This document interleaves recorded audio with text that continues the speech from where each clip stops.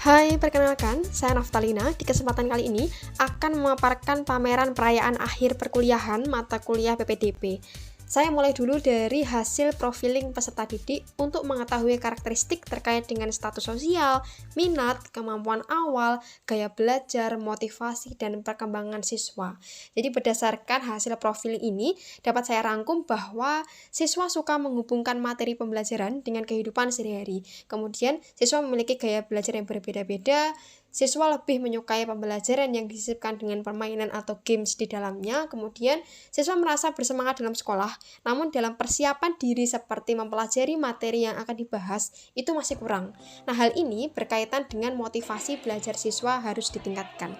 Jadi, pameran perayaan akhir perkuliahan ini, saya akan ceritakan bagaimana perjalanan saya selama PPL Siklus 3 di SMA Negeri 9 Semarang. Jadi, media apa saja yang saya gunakan untuk menunjang pembelajaran agar dapat meningkatkan motivasi siswa dalam belajar kimia. Pelaksanaan pembelajaran di sini saya menggunakan model PBL berpendekatan TPACK. Jadi pertemuan pertama kelas 12 saya mulai dulu dari penggunaan media Mentimeter. Mentimeter ini digunakan untuk mengecek kehadiran siswa sekaligus menanyakan kebaikan apa saja yang telah dilakukan siswa pagi ini. Siswa dapat mengakses Padlet yang di dalamnya berisi LKPD, bahan ajar, dan PPT. Kemudian di kegiatan inti, siswa dibagi menjadi 6 kelompok untuk mendiskusikan senyawa karbon. Pembagiannya kelompok 1-2 alkohol eter, kemudian 3-4 aldehid keton, 5-6 asam karboksilat ester. Pada pertemuan kedua, yaitu melanjutkan fase 3 dari pertemuan 1, diawali dengan Kahoot dulu untuk meningkatkan motivasi belajar siswa. Kemudian di kegiatan ini, guru menjelaskan instruksi dalam pembuatan penyajian hasil window shopping. Kelompok 1 hanya membuat alkohol, kemudian kelompok 2 eter, kelompok 3 aldehid, kelompok 4 keton, kelompok 5 asam karboksilat, dan kelompok 6 ester.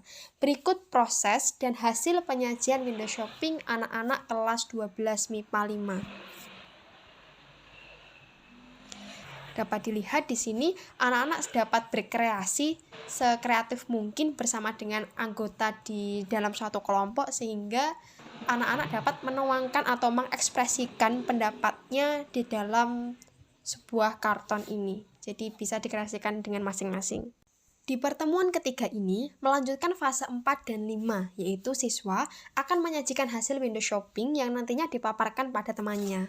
Jadi dalam satu kelompok nanti dibagi menjadi 2 bagian, yaitu 2 orang menjadi presenter dan 4 orang menjadi pengunjung stand.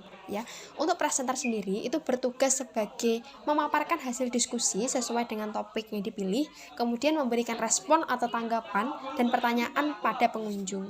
Nah, untuk tugas pengunjung di sini menggali informasi baru dari kelompok yang dikunjungi, kemudian memberikan tanggapan dan pertanyaan atas informasi yang disampaikan oleh presenter, kemudian memberikan penilaian atas produk presentasi dan pemaparan presenter.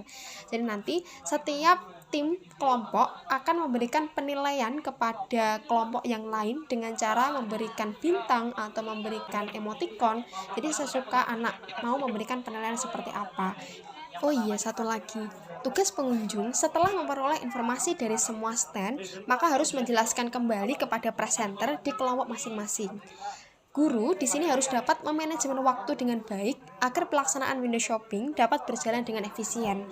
Misalnya, waktu presentasi setiap kelompok 5 menit, kemudian setelah ada aba-aba dari guru atau instruksi dari guru, maka semua pengunjung dapat berpindah ke stand berikutnya. Setelah melaksanakan window shopping, maka siswa selanjutnya melakukan refleksi dengan cara menceritakan apa yang telah siswa pelajari hari ini, kemudian menuliskan kritik dan saran melalui Padlet. Pada pertemuan keempat, siswa melakukan praktikum identifikasi senyawa alkohol, aldehid keton, dan sintesis ester melalui reaksi esterifikasi.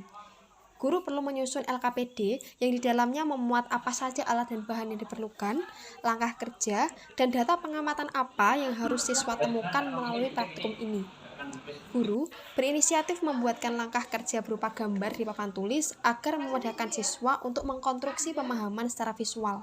Oke, kegiatan awal dimulai dari berdoa dulu, kemudian presensi, selanjutnya menyampaikan tujuan apa hari ini. kemudian menjelaskan terkait langkah dan teknis praktikumnya nanti seperti apa. Dan di sini siswa diberikan kesempatan untuk membaca LKPD dan memahami terlebih dahulu, kemudian baru melaksanakan praktikum. Dan guru di sini sebagai fasilitator, jadi menaungi apa saja yang kira-kira siswa masih bingung atau belum paham di mana. Respon dari siswa setelah melakukan praktikum merasa senang, jadi mereka dapat teori dan juga praktek. Selanjutnya, pertemuan kelima di sini, siswa diberikan penguatan atas semua yang telah dipelajari sebelumnya. Guru mereview ulang terkait rumus struktur, kemudian tata nama, reaksi, isomer, dan identifikasi senyawa karbon. Di akhir pembelajaran, diadakan evaluasi bersama menggunakan Kahoot sebanyak 10 soal untuk mengetahui tingkat pemahaman siswa terkait dengan materi ini. Sekian pameran perayaan akhir perkuliahan. Saya ucapkan terima kasih kepada Prof. Susi, Bu Wiwi, teman seperjuangan, dan anak-anak semuanya SMA Negeri 9 Semarang atas ilmu yang telah diberikan. Terima kasih.